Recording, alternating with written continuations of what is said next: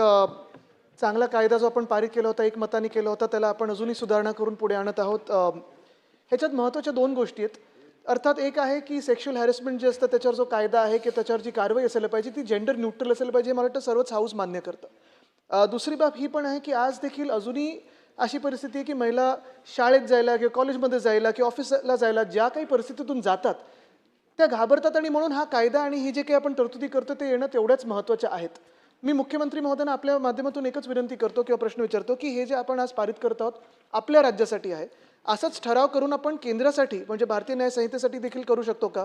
कारण मला आठवतं जेव्हा आपण सायबर गुन्हे किंवा ते सगळं काही विचार करतो तेव्हा आपल्याकडून उत्तर आलेलं सरकारकडून की अनेकदा हे सगळं राष्ट्रीय पातळीवर होतं किंवा ह्याचे जे काही सोर्स असतात ते बाहेर असतात. आता ॲसिड विक्टिमचं नाव न बाहेर येऊ देणं किंवा जे काही डिजिटल माध्यम आहे हे नॅशनली मला वाटतं येणं गरजेचं आहे, आणि आपण जर इतिहासाबरोबर ठराव केला तर ते देशावर देखील त्याचा चांगला परिणाम होऊ शकतो, अशी मी आपल्याकडे विनंती करतो. धन्यवाद.